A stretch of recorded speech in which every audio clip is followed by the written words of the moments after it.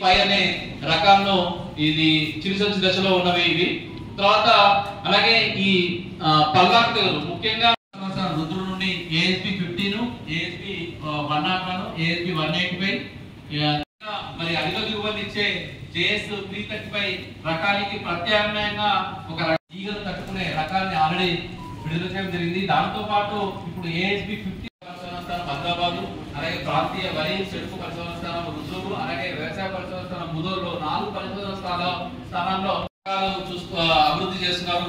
Almost అంతిమ స్థాయి దశలో ఉన్నది.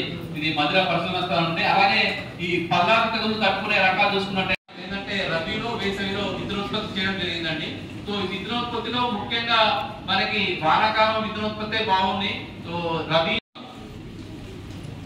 అలాగే ఈ శనగలో ముఖ్యంగా అధిక పెట్టినప్పుడు అక్కడ మనిషిని పెట్టుకోండి, టార్పాలిన్లు దగ్గర పెట్టుకోండి.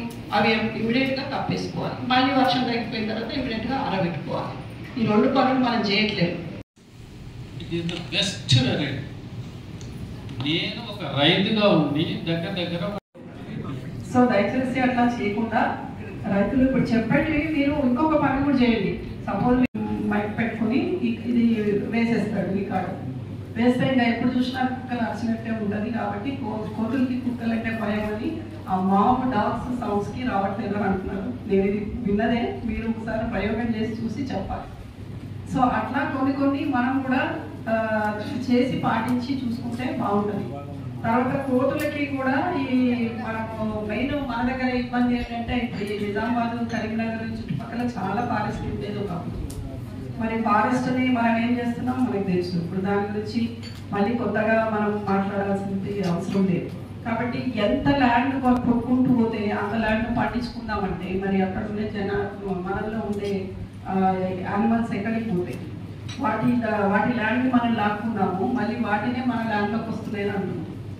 సో కాబట్టి ఈ పోడు అనేది కొంతవరకు తగ్గించుకొని కొంత రైతులు కానీ గ్రామాల్లో ఉండే మహిళా సంఘాలు కానీ మనం మొక్కల పెంపకానికి ఎంకరేజ్ చేసినప్పుడు కొంచెం బీడు భూములు అనేటివి ఏవైతే ఉన్నాయో అట్లాంటి చోట్ల పండ్లు వచ్చే విత్తనాలని వర్షాకాలంలో నేరుగా వేస్తే బాగుంటుంది. గతంలో మనం కొన్నిసార్లు చేసాము. ఆ విత్తనాల సీడ్స్ చేసి బాల్స్ని మనము వర్షాకాలంలో ఆ ఏరియాలలో వేయడం జరిగింది.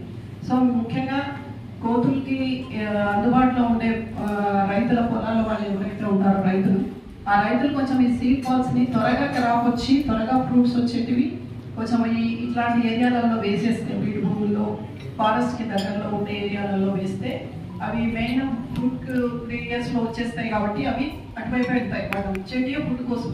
సో వాటి ఫుడ్ అక్కడే అందుబాటులో ఉంటే ఇటు రావడానికి ఆస్కారం తక్కువ ఉంటుంది.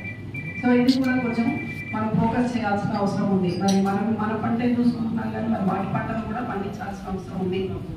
ఇది ఒకటి కూడా నోట్ చేసుకోవాలి మనం కోతుల విషయంలో. తర్వాత మనకి డ్రై క్రాప్స్ చాలా వరకు తగ్గిపోతుంది. మన దగ్గర కంది వరకు బాగా వచ్చేది. సో కంది కానీ తర్వాత ఈ మెయిజ్ కానీ పండిస్తున్నారు. ఇప్పుడు మెయిజ్ ఈ సంవత్సరం పెరిగింది.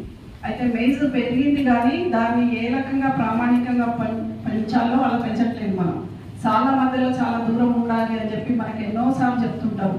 కానీ మనము మరి ఎందుకు అది పాటించట్లేదో నాకు తెలియదు. కానీ చాలా చేళ్లలో సందు లేకుండా దగ్గరగా వేయడం వలన మీ మొత్తం పొలం అంతా ఒక 50 సార్లు వస్తాయనుకుంటే ఈ దగ్గర వేస్తే ఇంకొక 5-10 ఎక్కువ వస్తాయి. కానీ దాని వలన మీరు చాలా నష్టపోతారు. అది అర్థం చేసుకుంటే మనం ఏం చేశారు, మొన్న యూరియా అది తీసుకున్నప్పుడు ఈ లోపలికి వెళ్ళి చల్లడానికి ప్లేస్ లేక అది విస్తరించి ఉండడం వలన పైనుంచి చల్లారంట. చల్లడం వలన దానికి ఎక్కువ ఎరువు పట్టింది. ప్లస్ అది కింద ఎంతవరకు అందిందో తెలియదు. ఇప్పుడు ఇక్కడ ఎరువు షార్టేజ్, మళ్ళీ అక్కడ మొక్కకి సరిగ్గా అందట్లేదు. గాలి వెలుతురు ఎంత అవసరమో ఎరువు కూడా అంతే అవసరం. సో గాలి వెలుతురు కూడా ఖచ్చితంగా మొక్కకి వెళ్ళాలి. పెద్దగా అయిన తర్వాత కూడా వెళ్ళాలి. అది వెళ్ళకుండా చేయడం వల్ల 2 విధాలుగా మనం నష్టపోతుంది. సో ఇట్లా చిన్న మెలకువలు చాలా మంది పాటించట్లేదు.